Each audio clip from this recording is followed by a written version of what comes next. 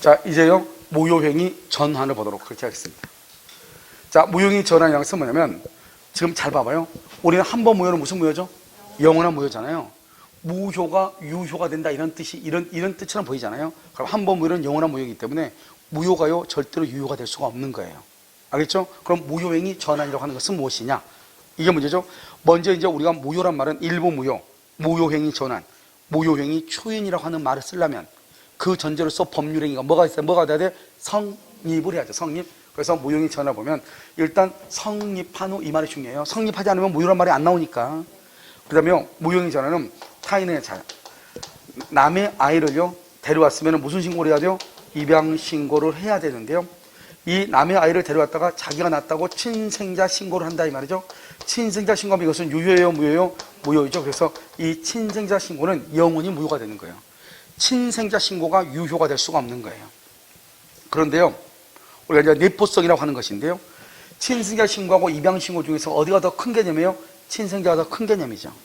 그러니까요, 이게 뭐냐면 이 사람이 친생자 신고를 했으면 당연히 무효라는 것을 알았다 한다면 이 사람은 어떻게 하든지 간에 무슨 신고를 했겠죠? 입양 신고를 했겠죠. 왜? 이 사람은 아이를 데려와 가지고 친생자 신고를 했다는 것은 자기가 이 아이를 키우고 싶다, 이 말이잖아요. 그러니까 당연히요, 이 아이는 무슨 신고를 했을 것이다? 입양 신고를 했을 것이다, 이 말이죠. 그러니까 처음부터 이 신고를 친생자 신고로 보지 말고 처음부터 이 신고를 무슨 신고로 봐주자?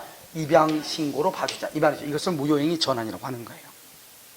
그래서 보면 우리가 이게 법조문이에요. 법조문. 이 법조문을 읽을 때요, 상당히 까다롭단 말이죠. 그럼 어떻게 했냐?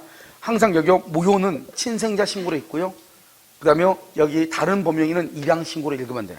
그러니까요, 무효인 것을 알았으면 다른 법령이 했을 것이다, 이 말이죠. 한번 볼까요? 무효인 법률행위가 친생자죠. 다른 법령이 항상 입양으로 읽으면 돼. 입양의 요건을 갖추고 당사자가 그 무효, 즉 친생자 신고가 무효라고 하는 것을 알았다면 처음부터 무슨 신고를 했을 것이다? 입양 신고를 하는 것을 우욕하였으라고 인정될 때는 다른 법령이 뭐라고? 입양으로서 효력이 있다. 그러니까 처음부터 이 신고를 친생자 신고로 보지 말고 무슨 신고로 봐주자? 입양 신고로 봐주자, 이 말이죠. 우리가 여러분요, 갑하고 을하고 지금요, 갑과 을이 지금 동거 중이에요. 동거 중인데요, 여기서 아기가 출생을 한 거예요. 그럼 동거 중에 출생했다? 혼인신고를 안 했다, 이 말이죠. 그러면 이것을 뭐라 한다? 혼인 외의 출생, 혼인 신고하기 전에 아기가 태어났으니까 혼인 외의 출생자예요. 그러면 엄마하고 아기는 아무 문제가 없는데요, 아빠하고 아기가 문제가 돼요. 아빠는 이 아기에 대해서 뭐를 해야 돼요? 인지신고를 해야 돼요. 그래서 인지신고를 해야지 자기 자식이 되는 거예요. 무슨 지 알겠죠?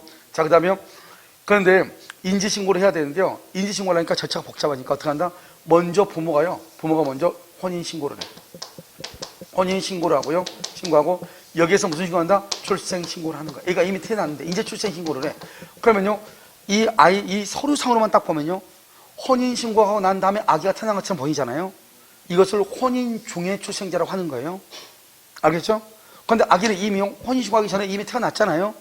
그렇기 때문에 이것은 우리가 출생과 사망은 이것은 사건이라고 그래. 알겠죠? 우리가 용태와 사건이 있을 때 사건이잖아요. 이미 일어난 거잖아요. 그렇기 때문에 이것은 어떻게 한다? 인지신고. 그것을 이 혼인신고를 봐봐. 이 아이의 아빠가요, 이 아이의 엄마하고요, 굳이 혼인신고하고요, 자기 호적에다 출생신고까지 했잖아요. 그러면 적어도 이 사람은요, 이 아이가 자기 아이라고 하는 것을 인정했다, 안 했다? 했다, 이 말이죠. 그래서 이 출생신고를 처음부터 무슨 신고로 봐주자? 인지신고로 봐주자, 이런 말이에요.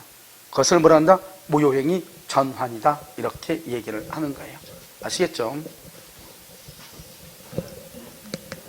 자, 계약이 불성립. 이런 불성립하면 무효란 말이 절대로 안 나와. 일부 무효, 무효행위 전환, 무효행위 추인, 무효란 말이 절대로 나올 수가 있다, 없다? 없다. 그래서 무효행위의 전환이나 무효행위 추인의 규정이 적용된다, 안 된다? 안 된다. 무효인 법령이가 다른 법령의 요건을 구비하고 당사자가 무효를 알았다면 다른 법령을 하였을 것이라고 인정될 때 다른 법령에서 효력을 갖는다. 이게 바로 무효행위 전환이란 말이죠. 방금 우리가 봤던 138조에 관한 거란 말이죠. 알겠죠? 그러니까 이걸 딱 보면은 이 무효행위 전환이라는 것이 무슨 말인지 읽으면 그 말이잖아요. 항상 어떻게 읽는다? 무효는 무조건 친생자, 다른 법령은 무조건 뭐다? 입양. 그렇게 이제 읽으면 돼.